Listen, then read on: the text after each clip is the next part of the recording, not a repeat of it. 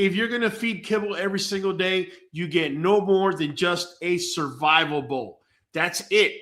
That's all you get is a survival bowl. I believe that the best way that you could balance your dogs is by adding certain things to kibble, if that's what you got to feed, and or if not feeding kibble whatsoever. By the way, I apologize if my colors are coming in kind of weird. For some reason, the servers are just not working properly. So we're going to be having a lot of fun here today. And bringing in Money Mizak. What's going on, Money Mike? What's going on, Pat? Hey, man, we're going to be talking about color stack. Not color stack, about food stack. The colors got me all messed up, man. We're going to be talking about what I feed my dogs and why it is I feed it. I'm going to give you guys a walkthrough, basically, as to why it is I feed what I'm feeding today and how I evolve. You're going to be learning why I pivoted from one to the next, to the next, to the next, as I have been able to progress, okay, as far as feeding my dogs. First and foremost, let me tell you, when I first started breeding, I started feeding Victor. And let me tell you, that was the popular dog food all the way through as far as the American Bully community. Victor, Victor, Victor, Victor. Unfortunately, Victor at one point was sold from one company to the next. And as soon as it was sold, I don't know if you recall, Mike, there was a change in the formula. A lot of people started complaining. Talking about, my dog isn't getting pregnant. We're starting to have these issues. Why is it saying, blood meal was one of the things I think that started popping up as one of the ingredients that weren't there before. Exactly. Kyle's in the background having a ball. I literally was one of those people, by the way, in Saratha, good evening. I was one of those people that was having issues with a female getting pregnant. At the time was my female, Latessa. The minute I took her off of kibble and we went ahead and put her on raw, cha-ching. She had 13 pups, of which 11 were live. We had two stillborn pups. But my whole point is she went ahead, had 11 pup litter, turned around and had a 10 pup litter back to back. Was it a coincidence? Listen, at the time, I wish I could say I was experimenting. But in reality, I was in the sense that I had nothing to lose. And I heard everybody talking about these things. And I said, you know what? Let's do something. Let's change gears. And next thing you know, my girl Latessa got pregnant. My other female, Aruba, got pregnant. And I'm not wagging my finger at Victor, but I'm highly suspicious of it. Let me go ahead and do this so we can reset the coloring. There we go. So, Shade Tree, what's going on?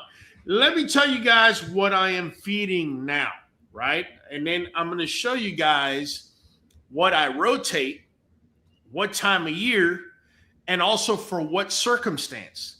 I'm also going to say this. If you're a member of this channel, there are some things I'm going to leave out on purpose, okay? Just little things that I'm going to leave out on purpose. If you want the information, it's real simple. Y'all already do it anyways. Go ahead and text me with a screenshot of your membership, and I'll give you the insight. That's not a problem for me. Maurice Humboldt, what is going on, Maurice? Nothing but love. What's up, Kibble fam? Always wanted a pup from Latessa. I know you did, man. I know you did. Nadine's in the house. Greetings, salutations, Bully family. What's going on? Yeah, so let me jump in here real quick. Let me show you. And guys, I'm using the language of stack sorry, I'll keep doing that for their servers are having color issues. Yeah, I know, man. I know. I'm calling it stack, but in all honesty, I'm only doing that more than anything out of marketing because nowadays stack is the word or whatever. As far as I'm concerned, this is just what I feed. So for my stack number one, right, you're going to be seeing on there raw chicken. Now, here's where a lot of you, here we go. Here's where a lot of you get it all twisted and messed up. Just because you're seeing chicken there as number one, it doesn't mean it cannot be substituted for turkey or beef or goat or rabbit or venison or any other meat. Okay, some of you are already out here feeding sports mix.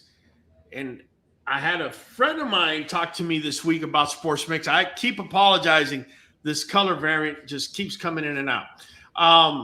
Sports mix, if you look on there, the first ingredient is meat meal.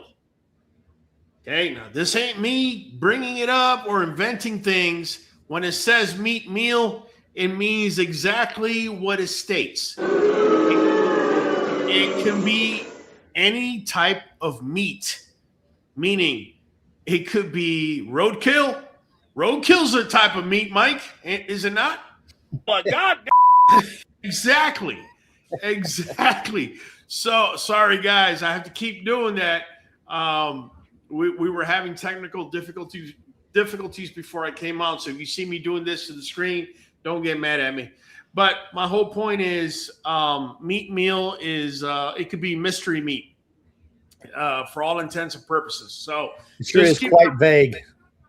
Quite vague. So when you see that, Papa Mercy saying Houston in the house, what's up, man? Dallas is up in here. All right, we got Miss Shaytree in the house, of course.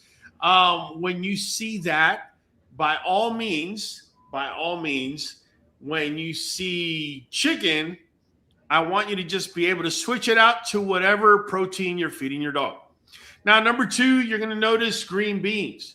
Now, what you're looking at right now is my most common feed.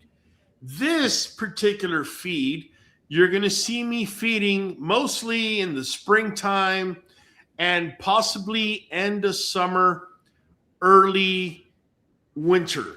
Okay, right? Or better yet, late summer, early fall, mid-fall. You're going to see me feeding this. Okay, the green beans, everything has a purpose, by the way. Green beans brings in the soluble fiber. The carrots is giving me vitamin A, but it's also giving me some fiber. The reason that I'm not going to feed stack number one in the summertime in particular is because of yeast. Here where I live, oh, guys, my bad. Here where I live, right, humidity and heat are pretty high, right? So if I start feeding sugar, which feeds yeast to my dogs, then I can start running into trouble. This is where you got to use your know-how, use your noggin. So what do? We eliminate carrots, right? Sweet potatoes, rice, unless I totally have to, right? Unless I totally have to. My dogs start to wither away and I have to add carbohydrates to add more calories, then I will, okay? But I found a workaround on that, and I'll get to that in a minute. But if you look at stack number one, you're going to notice coconut oil is on there, right? Now, you got to realize that during the summertime, that's possibly when you're going to see my dogs the thinnest, right? And one of the reasons I'm using the coconut oil is because that MCT, the medium chain triglyceride, I want it to attach itself to the long chain triglyceride so it can make my dogs thinner.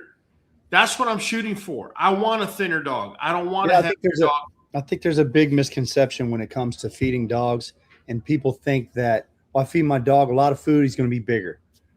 Right. If you'll feed your dog food with a high nutritional value, you're going to get optimized genetics. If the dog's not getting the nutrition that it needs, yes, then you're going to get a lesser version of what your dog could be. But yes, it's not about the portion necessarily as much as it is the dog having a sufficient amount of the nutrition to have a balance. Well, I want to comment exactly on what you just said. Before I do that, Nadine says, I noticed carrots in the stack. I'm assuming that you give it, but not often due to the sugar content. I imagine when I was explaining everything, that's when you commented, Nadine. This is the reason I'll hit this in spring and I'll hit it in autumn. In autumn time, the humidity level in my neck of the woods goes down. And in early spring, my humidity level is down. But in summertime, it's through the roof. So I wouldn't want to It wouldn't behoove me to feed carrots at this time of the year. Because you're combating yeast those times of I'm year. combating yeast. Not only that, you're overloading your dog's immune system. Now, if you're trying to breed females in the summertime and you're feeding sugar, which is feeding yeast, now you're creating your own enemies. You see, so that's the main reason why I wouldn't do that. Now, Mike, one thing I heard you say, and I totally agree with what you're saying, feeding your dogs more does not necessarily mean that they're going to get bigger. But I will say this. Feeding your dog, right, is not going to necessarily make your dog better if the genetics are not there. But feeding your dog wrong, whether the genetics are there or not, can make your dog worse. Okay? Yeah, that's what I was saying. Yeah. This misconception of, oh, it's all genetics. You could feed a bag of garbage to the dog. It's all genetics. Listen, a lot of times you're going to get a breeder throw a little smoke screen on you because they don't want competition. But the bottom line, whether we're talking about dogs or we're talking about bodybuilding or whatever you want, genetics, diet, exercise, and rest, those four things go together. That's just if your dog looks great, and you're feeding him trash, then don't think for 1 second he wouldn't look that much better if he was being fed properly, because he would. If he looks decent, then you have really, really good genetics, but you're definitely taking away from what that dog could be 100%. Yeah. Also, I will say this, Mike, like anything else. I remember back in the day, right? When I used to play football, I was in high school. I could eat whatever I wanted. So could the rest of my teammates. Everything was hunky-dory. Right. But in due time, as your metabolic processes will change, there'll be less and less mitochondria, depending what part of the body you use more or you use less of, depends how much more or less you're going to burn, and everything is going to catch up. And the same goes with dogs. I have seen dogs firsthand. I have a lot of, I don't want to say big time breeders, but breeders that got popular dogs. And when they get a chance, they usually stop over here at the queue to either chit chat or for me to take a look at their dogs or if something's going on. You'd be surprised how many dogs looked fabulous. And within a year and a half and 2 years, they're popping up with all these medical issues. And you're like, how in the world did this happen? Well, they were being fed garbage from the get. So or the puppies look great on mama's milk. Just as soon as you weed them, it's like, they're falling apart. What's going on? Well, they were getting the best they ever had from mama, and you're giving mama all these supplements and all this stuff because she's a new mama and she's getting all these extra things, I hope. And the puppies are getting it all, getting the best of her. And then once they start eating on their own and the diet's not there, they start falling apart. So I'm glad you brought that up, because I want to say something. I was going to say it later on the live, but you brought it up now. The biggest difference between mom's milk. There you go, Kyle. Kyle's on it tonight, Mike. So the biggest difference between mom's milk and what you're going to wean your dog into is mostly proportions. Proportions. You want to do yourself the best favor for your dogs, for your pups. Look up what mom's milk, what a female dog's milk, what it proportionally has, how much protein, how much sugars, how much fat, etc. Match that. And you'll see that all of a sudden for the next following week, they will not fall apart. However, everything must change. You cannot continue to feed a pup that you weaned off of mom as if though they're still being whelped by her. Because here's the truth. Mom's milk has a higher level of fat that if you continue feeding that, you're actually going to run into a world of hurt. So when your pup is able to graduate and they're able to chew and you're able to start giving them meat and get it going in that direction, believe it or not, those first 8 weeks, I don't pick pups until they're 10 weeks. If you left it up to me, I wouldn't pick until they're 16 weeks. But the first 8 weeks are detrimental to the pup's development. Just throwing that out there. Let me get back to the stack real quick. So back to the stack. If you notice, we got the coconut oil, but then we got turmeric over here on number 5. Turmeric is really important because it's an anti-inflammatory. However, as powerful as turmeric is as an anti-inflammatory, there are other anti-inflammatories that are actually more powerful than turmeric. Okay, for example, you're looking, and I'm going to skip. Well, let me just say this real quick, and I'll tell you the next one. If you see number 6, black pepper, that's only there. And the only thing we give as far as black pepper is half of a little pinch. It's just enough for them to be able to consume more turmeric. By the way, turmeric not only is an anti-inflammatory, it's an antiviral and an antifungal.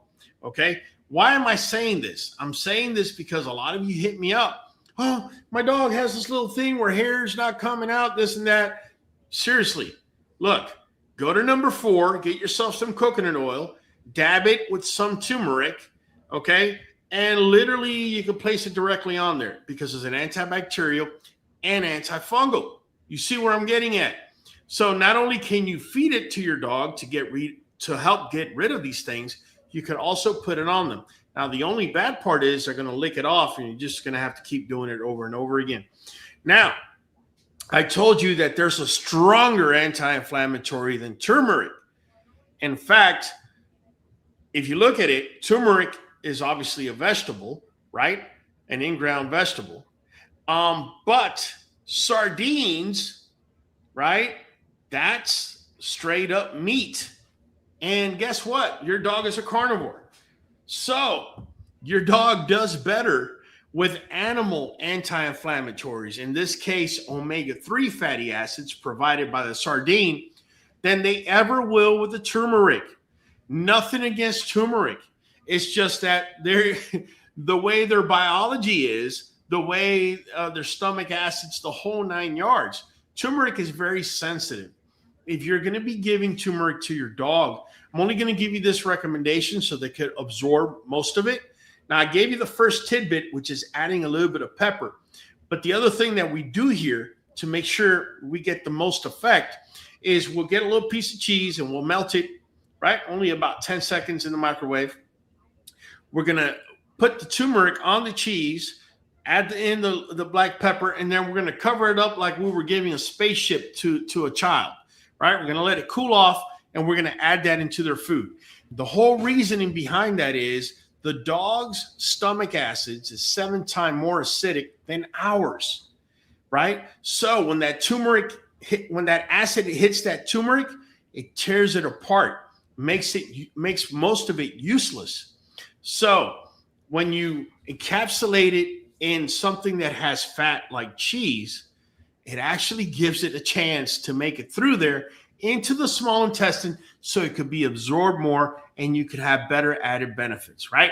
So this is why knowing the biology of the dog and knowing what's going on really helps you out as far as, getting the turmeric in there.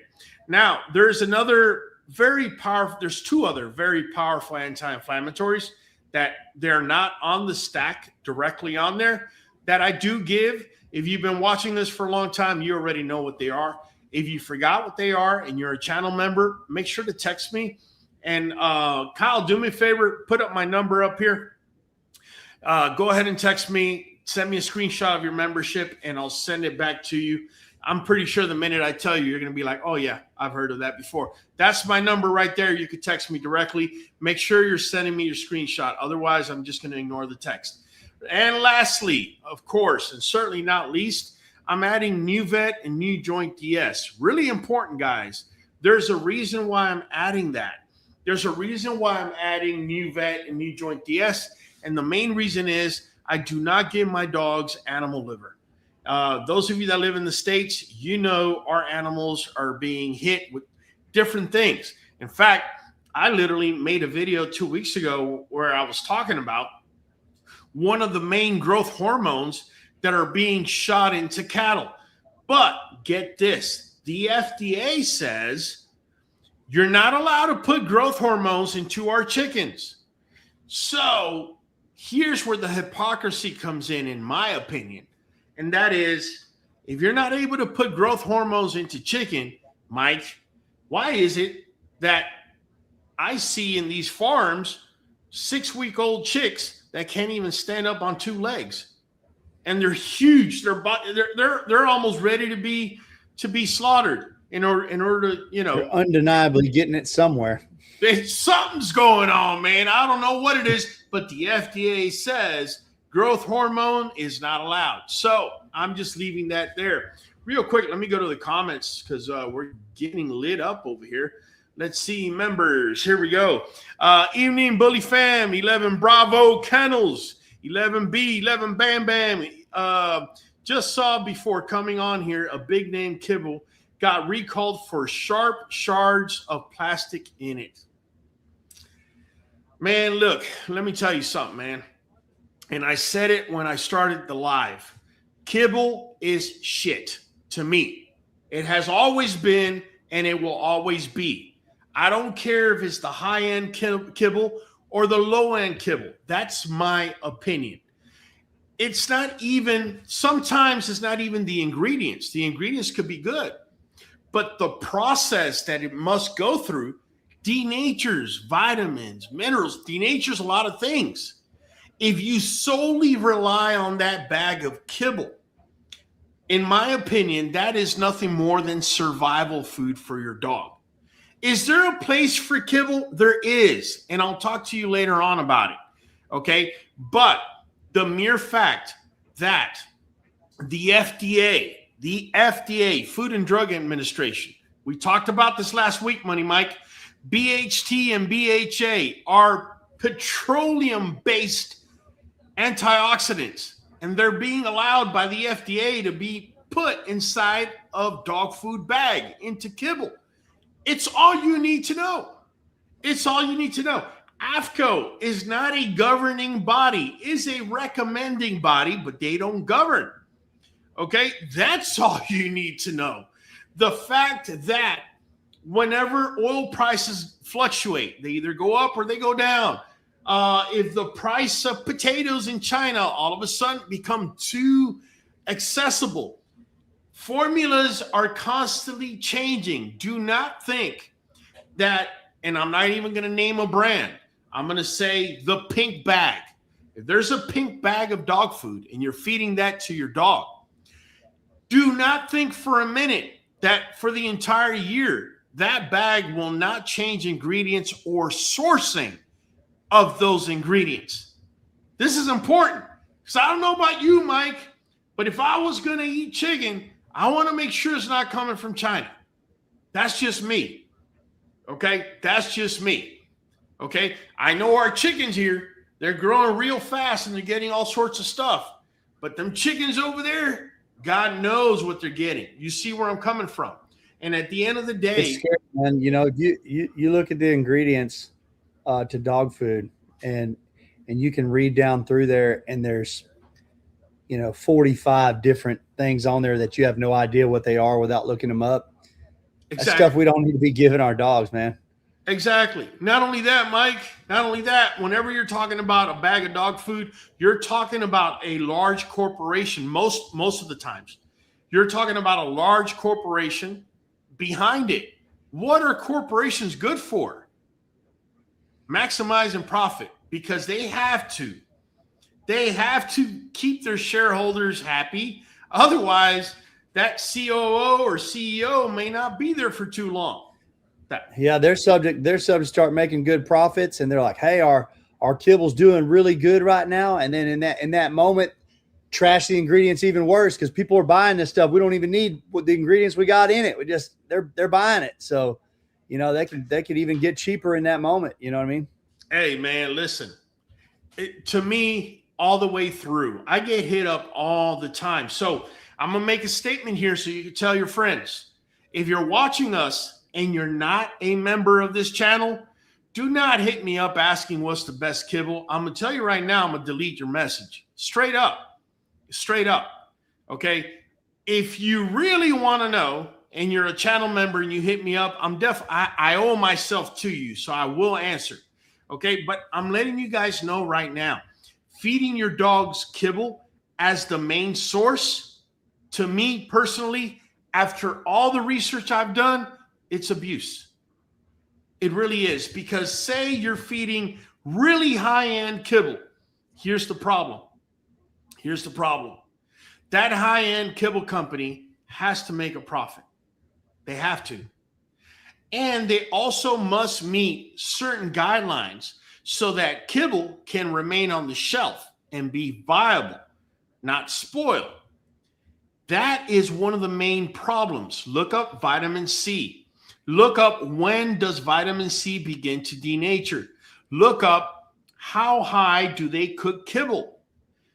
Once you put those two things together, you're going to realize that vitamin C, because it starts to denature at 140 degrees, and kibble usually gets cooked above 300 up to 350 degrees, there's no way vitamin C can make it through. Not only that, you could then tell me and make the case and say, well, they spray the vitamin C on there. Okay, I give you that. How about the oxidative stress?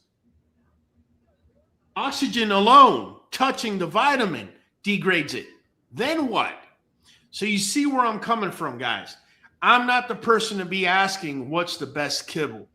Your attempt for a lazy shortcut, I'm not the guy. I'm just not the guy. Now, if you want to sit through this entire live and you want to learn what place I have allowed for kibble to be at, then by all means sit there and watch and learn.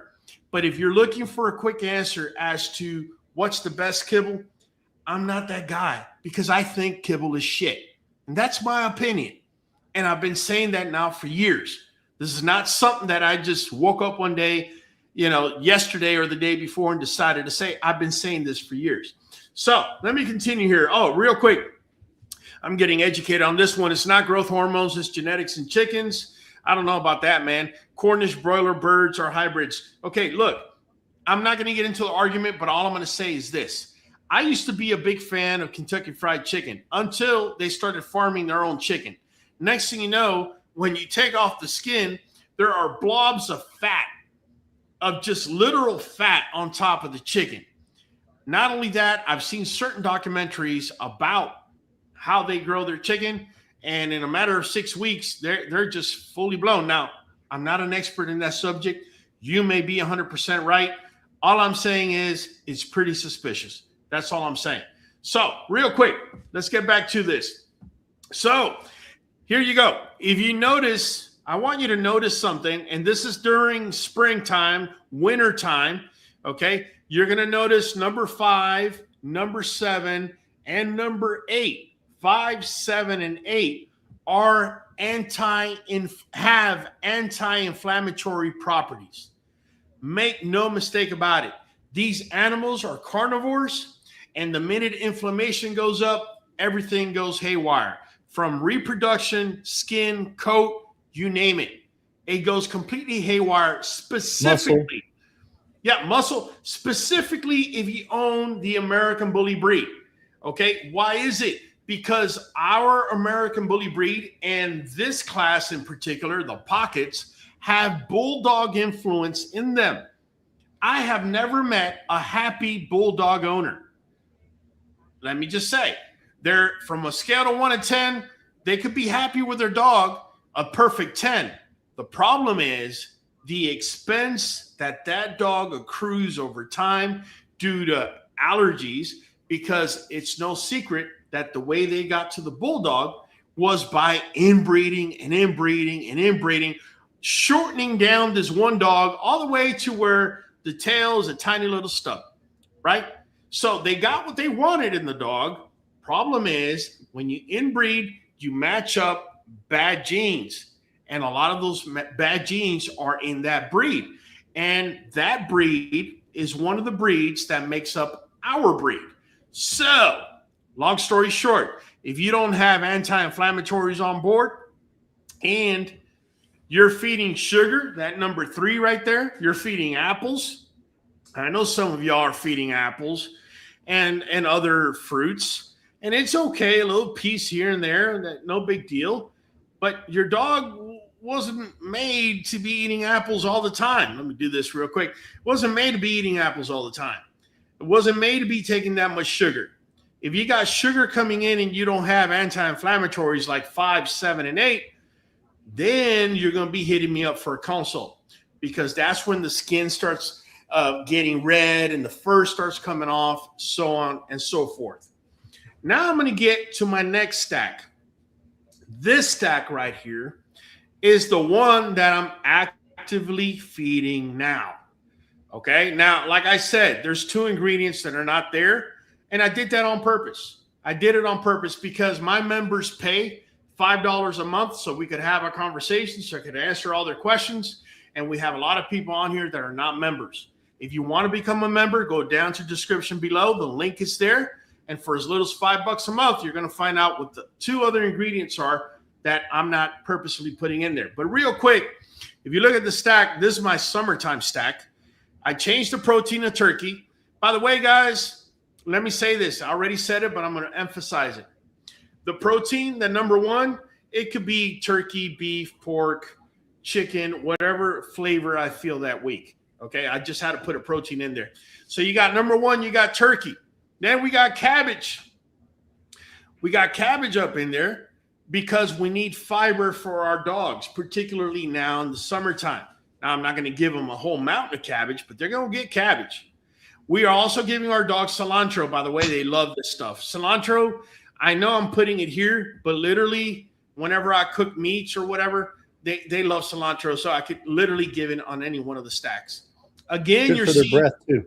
Yeah, breath as well. Again, you're seeing turmeric, okay, as an anti-inflammatory, antibacterial, antifungal. We got the coconut oil. Again, I'm hitting again with sardines. The black pepper is only there for the turmeric, half a pinch.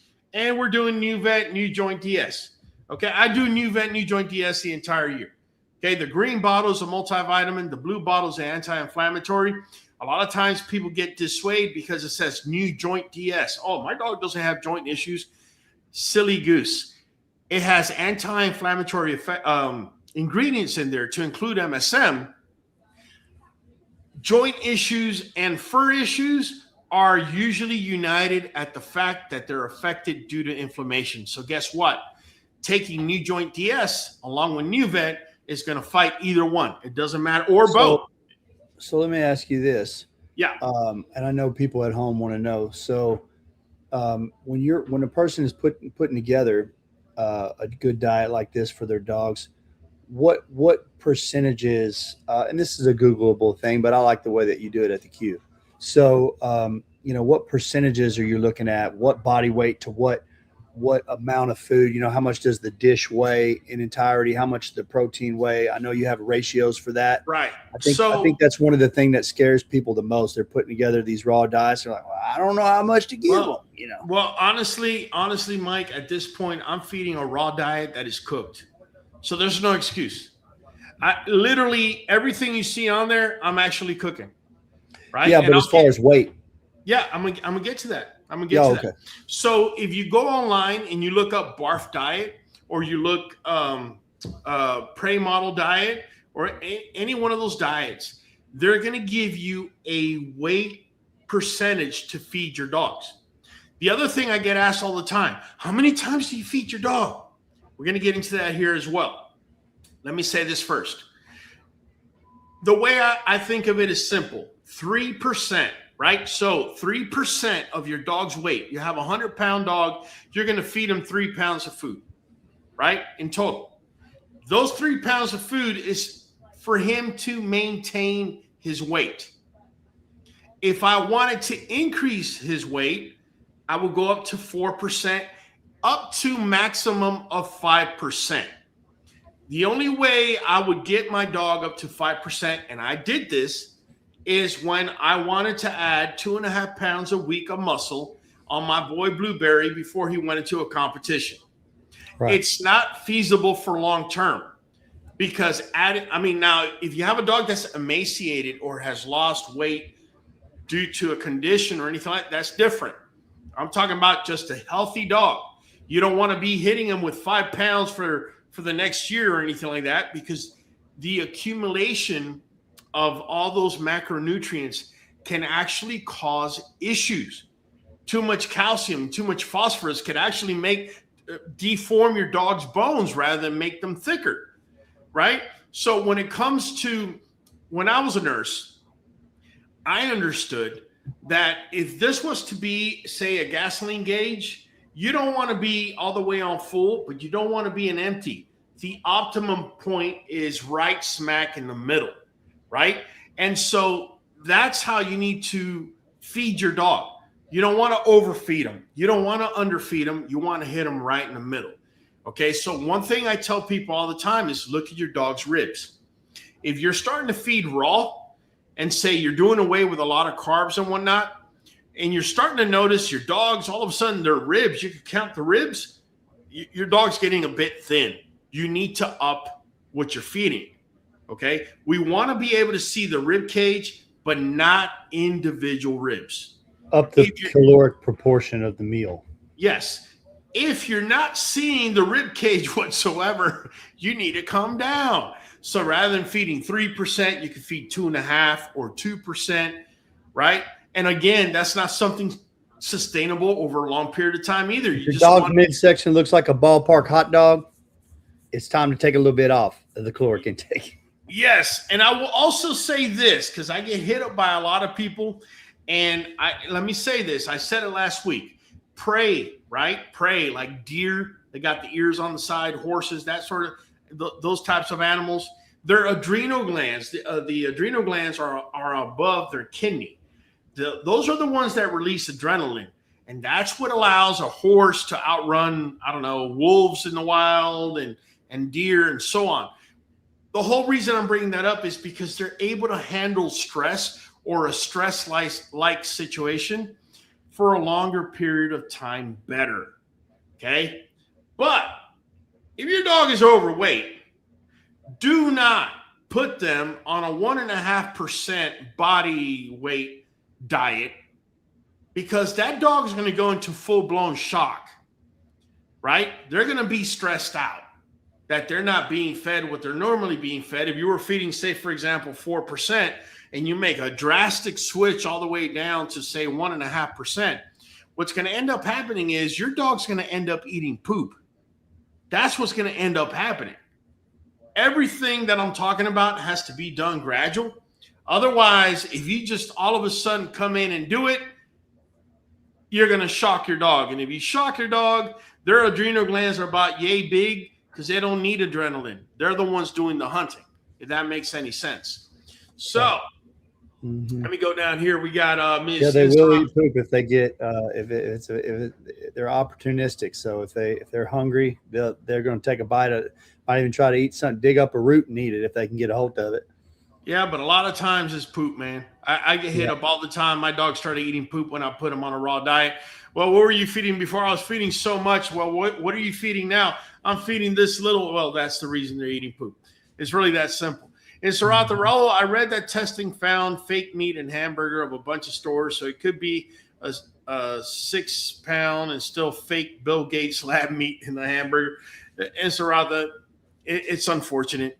It's unfortunate. Human greed, it knows no bounds, and we keep seeing it. Brian Hawkins says, need some probiotics. Brian Hawkins, we use probiotics, and that may just be one of the ingredients that I'm purposefully not showing. If you become a channel member and you write to me and you send me a screenshot and I see that you're a channel member, we could have a conversation, man. Just letting you know. And Saratha's saying, my tri-girl Calypso, I cut her back, but now she's too skinny. I want them leaner for summer in Arizona. I do cut my dogs back to the point where I can see the ribs, but I never cut them back to the point where I can see individual ribs. You can see the rib cage in entirety, but not each individual rib. Correct. I want to see a rib cage, but I don't want to see individual ribs. And that's when Peter starts borrowing to pay Paul. And what I mean by that is if you're trying to breed your dogs or you're training them or whatever, that's where certain proteins get taken away from non-vital organs and given to vital organs. So that's the reason I don't want to do that. Young Prince, number love, man. Appreciate it. Echo Bullies, I'm late, but I'm here now. Okay, good deal, man. My understanding about dogs eating poop is usually a phosphate deficiency, and feeding them bananas can balance that, or it's a mental anxiety condition. Okay, so Echo, you're kind of echoing what I'm saying. Stress can lead to mental anxiety. My whole point is dogs were not meant to deal with mental anxiety. That's what prey are for. That's what a rabbit is for. They're built with these huge adrenal glands on top of their kidneys. Dogs don't have that. So what I mean is when a dog is put in a position of stress, they may look for, the fastest and easiest way out. And to them, that might just be eating poop, man. I'm just saying. Here's a little tip for those that have had that issue. Trial and error tip here for you. Dogs love pineapple, but if it's in their poop, the taste of it in the poop.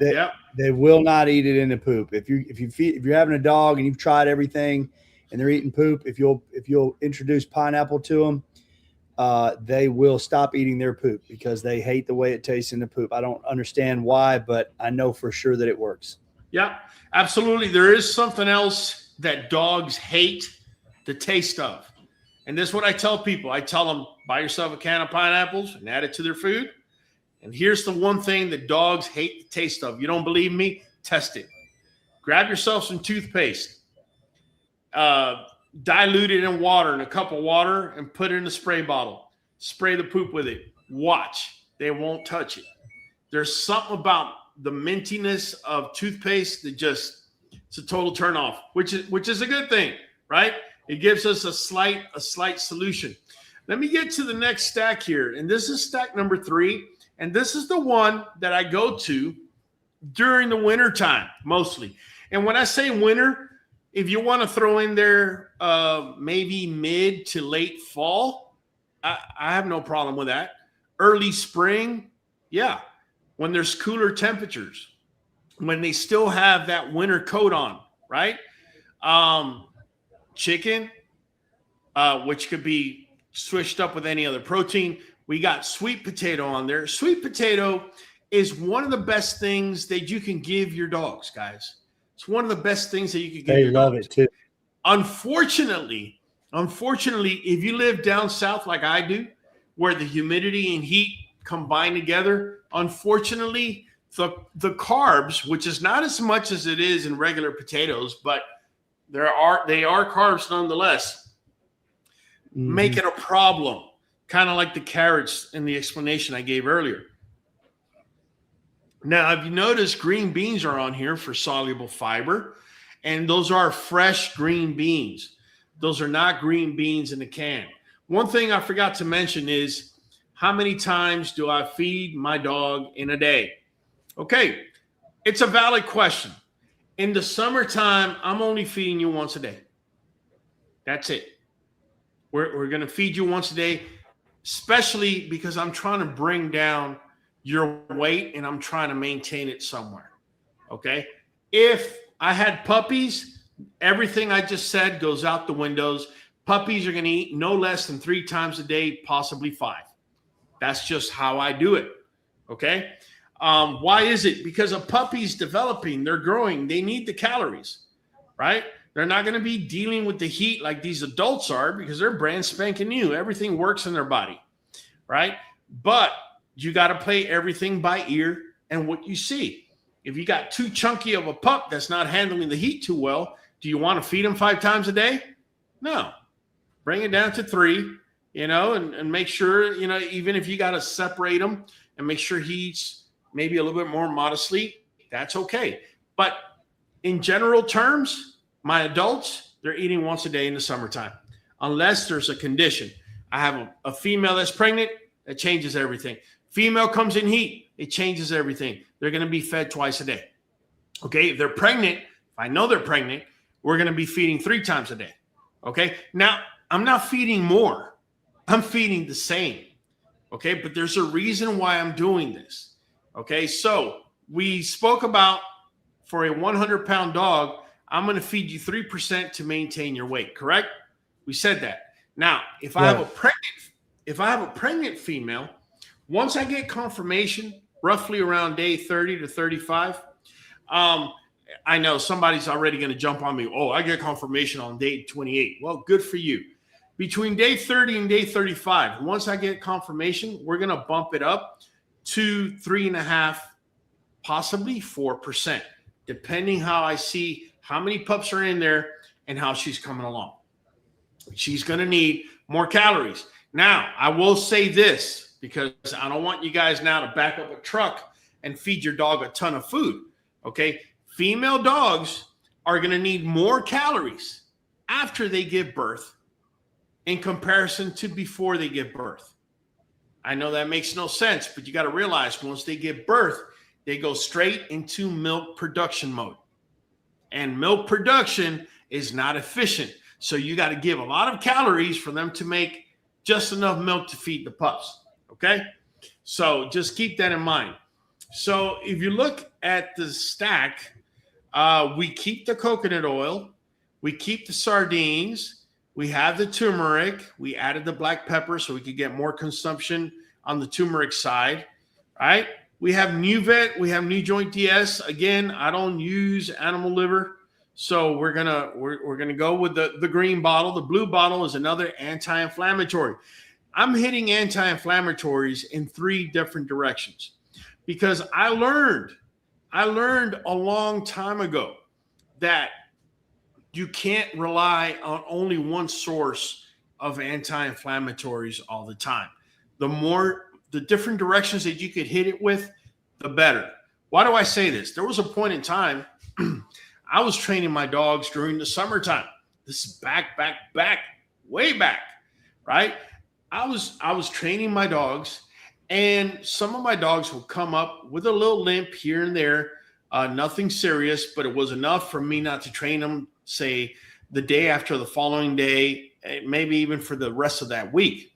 So if you have a dog that's active or you have a dog that's older, make sure they're getting their anti-inflammatories. Unless they have a condition where, say, for example, they're going to be going in for surgery or something like that, then you want to back up because you don't want the dog to bleed to death. But on a daily basis, giving your dog anti-inflammatories is probably one of the best things that you can do all the way through and through.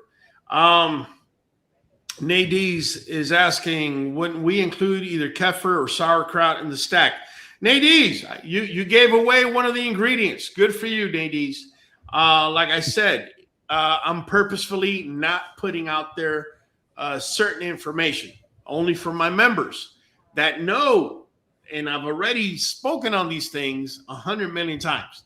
So yeah, it could be green tripe, whatever you want to give as a probiotic. There's still another ingredient out there that I give my dogs that I haven't included in the stacks. But those are pretty much my stacks. Now, does that mean that I will feed this exactly the same way every single freaking time? No. Right. These are dogs, man. These are not checkerboards. Okay? No. If one day I may feed chicken, the next turkey, and then beef. I may switch out sweet potato for something else, or the green beans. I may go with cabbage, sardines. That I'm pretty steady on that. Turmeric. I have another vegetable that I do give my dogs for anti-inflammatory effect. But the bottom line is I don't just stick to one thing. I definitely like to switch it up because I don't like my dogs getting tired of any one thing I'm giving them. Not only that, right, motivation is through the roof in my camp. Anytime I ask my dogs to do anything, I call them, whether it's recall or whatever, I give a command. I just feel like the food is a form of morale, if you will, troop morale. You know, if you just sit there and you feed the same thing and they start getting, it's like there's no motivation behind things. My dogs, man, it's almost a guessing game. You know, I've never had a dog not want to eat the food we give them. I've never had a dog be that picky where they're not going to eat it. In fact, ever since we made the pivot about 2.5, 3 years ago, our dogs slam. I'm talking about slam them kibble bowls. They're done within 3 minutes. It's gone. I don't care how much you serve. But what I do notice, I usually make my switch in diet coming Sunday. Sometimes it could happen Saturday, even Friday, but typically is around Sunday time frame. You could almost see them. They're kind of looking at me, waiting to see what's the switch that's coming. And it's I don't know how to explain it, but it's kind of like it's woven into the fabric of my kennel, and it kind of keeps everything upbeat. It keeps them. Well, you got them spoiled to a good variety, spoiled in a good way. Yeah, absolutely, man. Absolutely. Echo over here saying secrets need to be kept so the BS copycats can be seen. There you go. Hey, Echo got it. Echo got it. Yeah, man. Well, here's the thing, guys. I don't have an issue with people. Let's not even call it copying. With people taking what I'm throwing out. At the end of the day, I'm educating. The information I'm giving is out there, and I'm throwing it out there, right?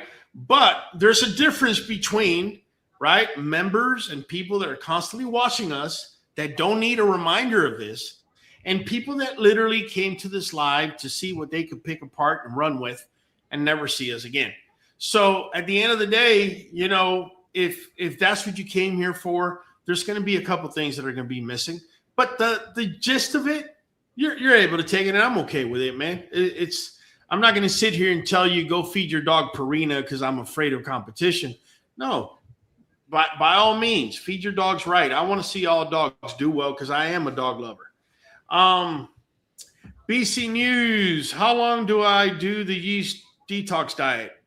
BC News, watch the video. I mean, either that or become a member and ask questions, bro. Nadie says, laugh out loud. Copy that, Echo. There you go, man. We're getting military up in here. Adam Rochester, my apologies. I've had problems with my bullies XLs with their guts running poos on and off. Stop using the kangaroo and beef at the shop. We were going, okay, you're in Australia. Okay, my bad. We're going to and went to human grade, and they were perfect. Okay, hey, it's funny you talk about human grade. Nuvet NuJoint DS are made at human food grade level, which makes them highly bioavailable to your dogs. There is a difference. I've found that, with our dogs, they are domesticated animals, and I like incorporating some of the wild game proteins in certain situations, but I found that their stomachs are a little tender to it. Venison's great for us, and it can be good for the dogs. Some dogs are sensitive to it. Same with wild pig. They can be sensitive to it. Some not, but some are. I will say this, Mike. I will say this. There is a major difference. I learned through my research, right? There's a major difference between feed grade and human grade. Huge difference. A lot of vitamins. Let me not even say a lot of vitamins. Let me say any vitamin that's going to be fed to dogs can be pulling the vitamins that they're going to be giving them and minerals from feed grade sources. You said something the other night. You said something the other night that I want to draw attention to one more time, because we breezed over it the other night, and I thought it was so good, and it's worth saying here too. Yeah, you've got predispositions that can be in a dog's genetics, something handed down by its parents that could be there and dormant. And you could have a dog with balanced nutrition all its life, and this could stay dormant. It could never be a problem. You drop the ball in the dog's nutrition, and what you could do is draw that out. And now this diabetes or these issues, genetic issues, predispositions can be drawn out and show their face. whereas they may not have if the dog got the full balance of nutrition that it really needed. Yeah, I said it earlier. Maybe your dog's genetics are only this good, and nutrition can maximize his potential to that point where the genetics are, right? Can't make it better, but can maximize them up to that point. However, you give the wrong nutrition, you give an unbalanced nutrition, and literally the nutrition can bring everything down, which is what Mike is talking about. Nutrition could actually bring things down, bring your dog down. Yeah, Adam Rochester saying can't get NuVet in Australia, which sucks. So yeah, let me say this. You can only get NuVet and NuJoint DS in the United States of America and Canada. I'm sorry, guys. I've tried my very best to get it through to the European Union, to get it to Australia. I get hit up all the time from Australia and New Zealand. They for whatever reason, whether it's shipping or the laws over there, it's not going to work. Echo is saying when a cow dies on the farm of illness, that animal can be fed as pet food. That's ridiculous, in my opinion. That's what I wanted to talk about, Echo. And that's what I was getting to. A lot of supplements out there are feed grade. That's where they're pulling their vitamins and minerals from, right? This supplement doesn't. This supplement right here is food grade, human food grade. It's a big difference. So Echo just brought this up, and he's on point. So for feed grade, if there's a sick cow, it can be slaughtered, and it can be put through the process in order to be fed to animals. Okay, whereas that same cow cannot be fed to humans because it was an illness was already detected. It's a big difference, and the same goes with the vitamins. Vitamins that you're getting with NuVet and NuJoint DS, it's cold pressed, it's bioavailable, 100% natural. It's never been recalled. This is important. Somebody earlier said, oh, there's a dog food that got pulled out because there was plastic shards. Well, why do you think there were plastic shards on there? Look, I'm not a food inspector, okay? But a lot of the foods that we have spoken about on this platform that we've researched that have had to be recalled, it's always because they're trying to cut a corner. I'm not saying that that's the case with the plastic shards, but I wouldn't be surprised if it is. That's all I'm saying. So guys, listen, that's what we got for the 3 stacks. I'm going to go over them one last time. This is what I hit my dogs in particular in late spring, right? Mid to late spring and early to mid autumn. And the reason I do that is because of that number 3 right there is carrots. It brings sugar, and sugar is the number 1 enemy for our dogs because it brings on yeast. It also brings inflammation into your animal. So if you have an older dog that's suffering from arthritis or anything like that, you may want to find a different ingredient from carrots. I'm showing you my stack, but everything on here is replaceable. Over here is what I'm feeding my dogs, in particular during the summertime. Again, nothing here is set in stone. It's particularly number 1. You're seeing turkey, but one day it could be turkey, the next could be chicken, and then beef, and then rabbit, and then quail, and then some other animal. Okay, my whole point is it's protein, and it is completely interchangeable. Stack number 3, this is, oh, by the way, this is for summertime. Just want to make sure this is for summertime. This one over here in particular, this is what we're feeding during wintertime. Okay, our dogs need a little bit more padding during the wintertime. They're short-haired coat dogs, and that's why we're bringing in sweet potatoes. Okay, also, I want you to notice on number 1, look at number 2, 5, 7, and 8. Look at number 3. Look at number 2, over here, 4, 6, and 8. And on stack number 3, I want you to take a look at 3, take it back, 4, 6, and 8. What I'm talking about is anti-inflammatories. Remember, sardines, your dog is a predator and is a carnivore. Therefore, animal omega-3 will always trump vegetable anti-inflammatories. So number 4 is always going to be more important than 6, but that doesn't mean you're not going to give him 6. You want to hit him from different angles. Pretty much, those are the 3 stacks I work with, guys. There are some ingredients we have purposefully left out. And for those of you that are paying members, if you want to know what they are, you need a refresher, by all means, go ahead and text me. Kyle, go ahead and put my number. You can go ahead and text me, take a screenshot of your membership, and we could have a one-on-one conversation. Also, if anything's going on with your dog, you can text me right there. That is my number. We got a couple of comments here coming in. Echo is saying SARS is very common in young cows and calves, and even when they die, that they're still processed as pet food. I get it, man. Let me say this that I said at the beginning of the live. I started out feeding my dogs Victor. Once that company was sold and I started seeing a lot of wonkiness, I graduated into raw, okay? Into raw. And I've been feeding raw to my dogs for the last 4.5, 5 years, maybe even 5.5 years. It's been a while. It's been since COVID, since before COVID. So it's possibly 6 years. Bottom line is this. I started feeding my dogs raw, but I had certain reservations. My main reservations is because the gut lies right next to your female's uterus. I did not want migration of E. coli or any other bacterium that is found in raw food to go into my female's uterus. Why do I say this?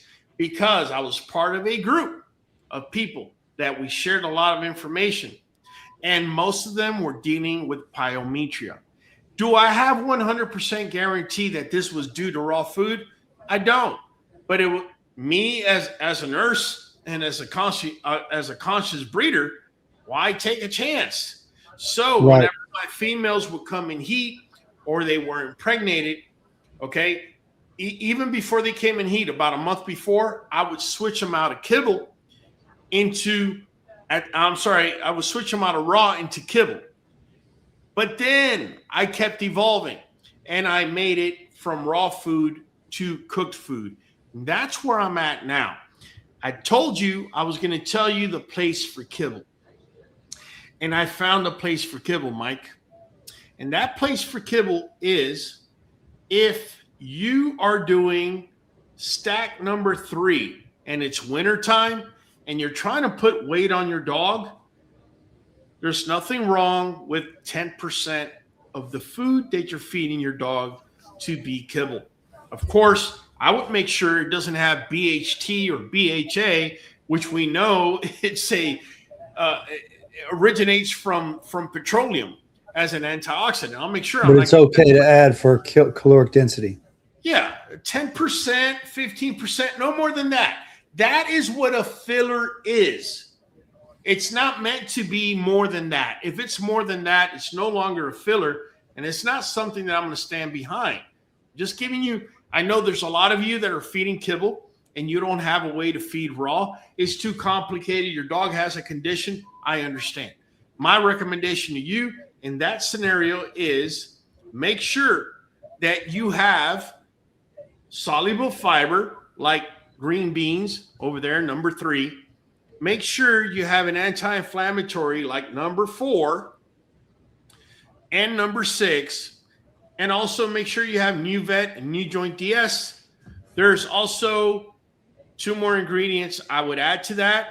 If you're a channel member, you can always, Kyle, go ahead and put my number. You can text me, send me your screenshot, and we could have a conversation. If you're not a channel member yet, I don't know what you're waiting for.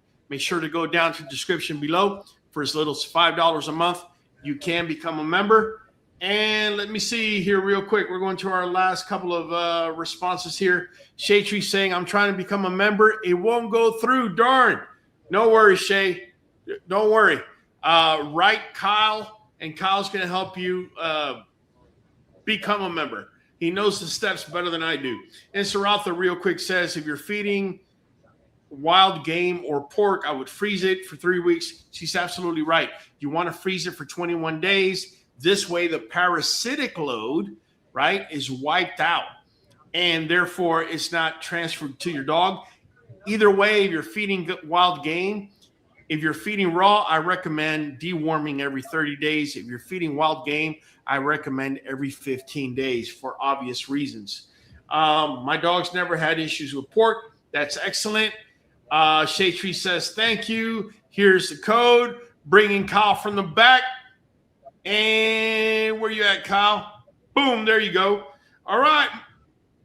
Hollywood, you were having a fun time back there with the soundboard, man. Go ahead and lead us off. It's your boy Hollywood Holland, your boy in the back of the queue. We're catching you on the next one. Boom. Money Mizite, CBK. Michael Higginson, man, Creekbank Kennel out of Arkansas. Nutrition matters, y'all. Look out for what you feed your dog and look out what you eat yourself. Man, ain't that the truth? Listen, don't get sidestepped by breeders that are afraid of competition, telling you, hey, the easiest way is just feed Purina. If you're stupid enough to go along with that, you're stupid enough to accept whatever consequences you get. If you take the time and you educate just a little bit more than what you know, if you educate yourself a little bit more today than you did yesterday, that's going to just raise your game that much more. Either way, guys, we do this every Sunday at 8 p.CST. It's been Raul from the Q. Be catching you on the next. We are going for a whole hour, straight dog talk, and the song.